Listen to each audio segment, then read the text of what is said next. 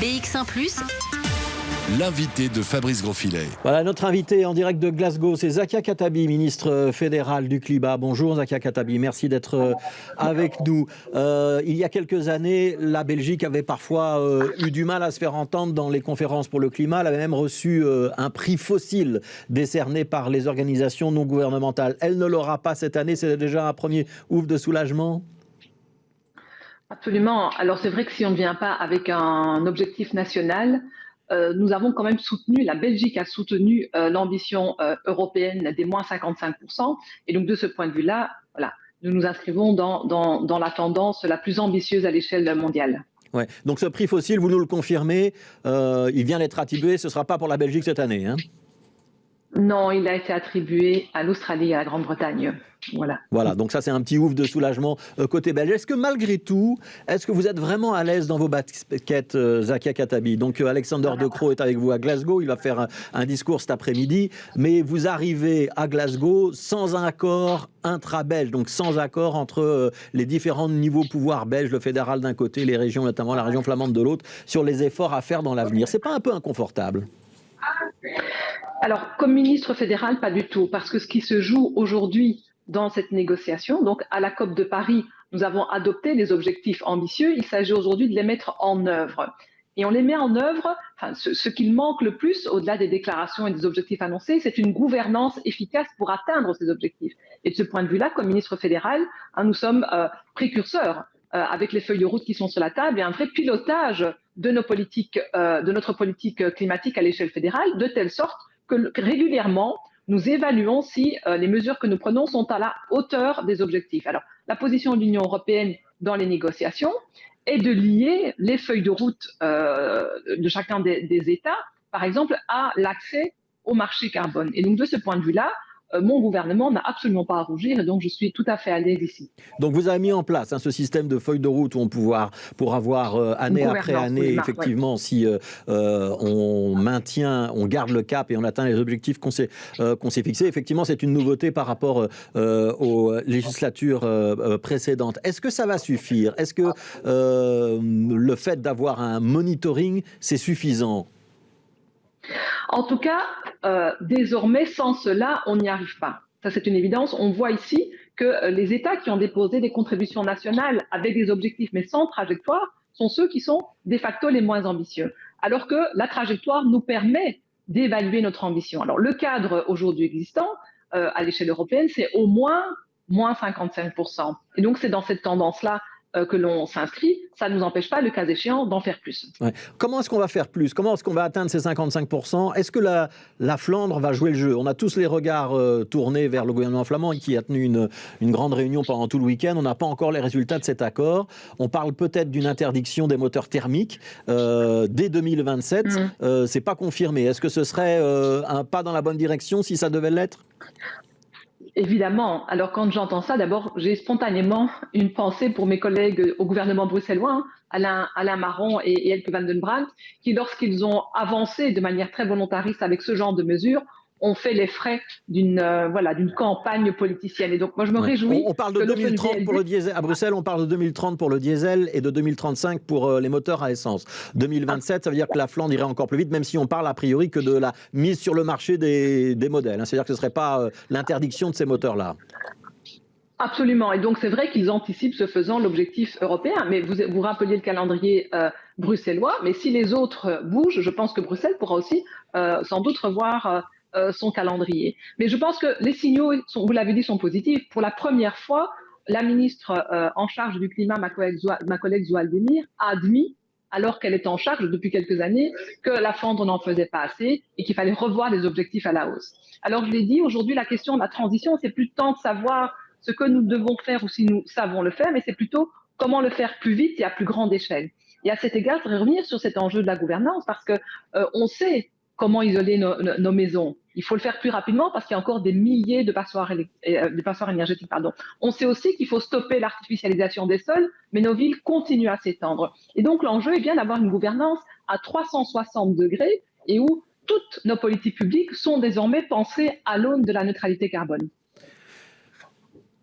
Ça veut dire qu'il doit y avoir des changements. Je reviens quand même un petit peu en arrière, Zakia Katabi, parce que dans le passé, on a aussi défini des objectifs en Belgique qu'on n'a pas tenus. Et on a été crossé par la Commission européenne pour ces questions-là. Est-ce que vous pouvez vous engager que pendant cette législature-ci, avec Alexander De Croo, Premier ministre, et vous, ministre du Climat, on va respecter les objectifs qu'on s'est nouvelles fixés? Est-ce que vous pouvez prendre un engagement là-dessus? Mais l'objectif des feuilles de route qu'on s'est données avec un monitoring tous les 6 mois, c'est bien d'évaluer si on est sur la bonne trajectoire et, le cas échéant, si ça n'est pas le cas, de revoir le dispositif. Et donc notre engagement, il passe aussi par cet outil de gouvernance, oui. Ouais. Alors, je voudrais qu'on évoque les déclarations d'Antonio Guterres, qui est donc le secrétaire général des Nations Unies, qui a dit « On creuse nos propres tombes ». Est-ce qu'il a raison ? Absolument, il a 1000 fois raison. Et je l'ai dit, la question aujourd'hui n'est plus de savoir ce que nous devons faire, mais plutôt de le faire au plus vite et à grande échelle. Et aujourd'hui, je l'ai déjà dit, l'inaction politique en matière du climat, elle est criminelle. Et plusieurs sommités hier nous l'ont rappelé, vous avez évoqué M. Guterres, mais d'autres nous l'ont dit. On a aussi des témoignages des pays du Sud les plus impactés et ils nous disent aujourd'hui, aidez-nous, sauvez nos vies. Ouais. On est sur une trajectoire qui va nous amener à un réchauffement de 2,7 degrés. On a déjà enregistré un réchauffement moyen sur la planète Terre de 1,1 degré. Maintenir l'objectif de 1,5, ce qui était ce qu'on s'était fixé politiquement, c'est encore réaliste ou c'est déjà dépassé? Alors, c'est tout l'enjeu de ce qui se joue aujourd'hui. Vous l'avez dit, les contributions déposées aujourd'hui sur la table ne nous permettent pas d'atteindre cet objectif. On est effectivement à 2,7. Et donc, l'objectif est de mettre sur la table des trajectoires précises qui nous permettent effectivement de respecter cet accord de Paris. Ça veut dire de nouvelles décisions pour la Belgique ou pas? Alors, c'est-à-dire, on attend effectivement celle de la Flandre qui aideront, mais on attend aussi les plus gros États pollueurs avec non seulement des déclarations, mais aussi des feuilles de route. Quand l'Australie annonce la neutralité carbone à l'horizon 2050, quand l'Arabie Saoudite l'annonce aussi, ce ne sera crédible que s'il y a sur la table un calendrier avec des mesures concrètes, et c'est bien tout l'enjeu de cette COP. Ouais. Est-ce que ce n'est pas la limite aussi du système, puisqu'on sait que les Russes ne sont pas présents, Vladimir Poutine ne vient pas à Glasgow, Xi Jinping pour la Chine ne vient pas non plus, c'est quand même des pays très déterminants. On a le sentiment que, alors il y a un changement du côté des États-Unis avec la présence de Joe Biden, et ça c'est une rupture avec ce qu'on a connu avec Donald Trump, mais on a quand même le sentiment que si tous les pays du monde ne font pas l'effort, ça ne va pas marcher.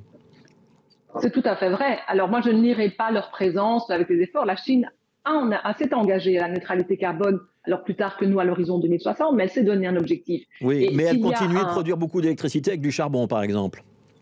Alors oui, mais donc il faut voir la feuille de route qui sera mise sur la table avec sans doute une sortie en fusée-goutte. Et là-dessus, c'est tout l'enjeu aussi de voir comment concrètement ils vont organiser cette sortie. Ouais. Est-ce qu'un jour il faudra faire sortir du commerce mondial ou imposer des droits de douane exorbitants à ceux qui ne respectent pas les engagements climatiques? Il faut aller vers ça ou pas? Alors oui. À un moment donné, effectivement, plus les écarts seront importants, et plus nous devrons, nous, pour garantir la qualité des produits, etc., et aussi garantir les standards que nous nous donnons. Il faudra. D'ailleurs, c'est l'objet aussi. Ça fait l'objet d'une discussion dans le paquet Fit for 55 de l'Union européenne. C'est ce qu'on appelle le mécanisme d'ajustement carbone. C'est faire en sorte que les produits qui rentrent dans l'Europe répondent aux mêmes standards environnementaux que ceux que nous exigeons de nos propres entreprises. C'est aussi pour protéger évidemment nos entreprises d'une concurrence déloyale. Ouais. Antonio Guterres disait hier, il faut aller vite, il faut pas faire un point tous les 5 ans, il faut peut-être le faire tous les ans et peut-être réajuster nos objectifs tous les ans. Vous êtes d'accord avec lui? Et par exemple, puisqu'on parlait de commerce, est-ce que sur le commerce, l'Union européenne doit aller plus vite et doit instaurer ces droits de douane dont on parlait à l'instant?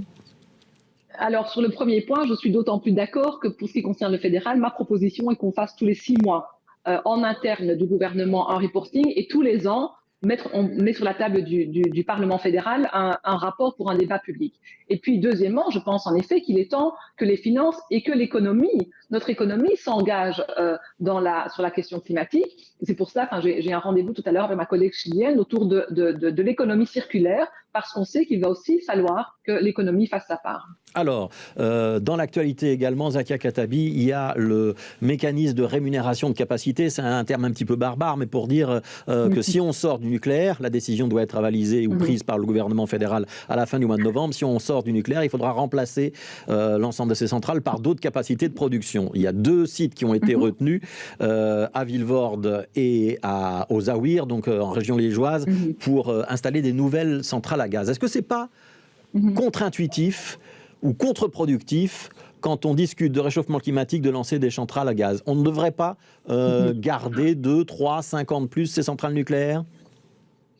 Alors, d'abord, je dirais qu'en effet, c'est plus contre-intuitif que contre-productif. Parce que l'organisation de la comptabilisation de nos émissions, pour ce qui concerne l'énergie, se fait à l'échelle européenne et ce marché est organisé avec un plafond et aussi avec un plafond qui s'inscrit dans la neutralité carbone en 2050.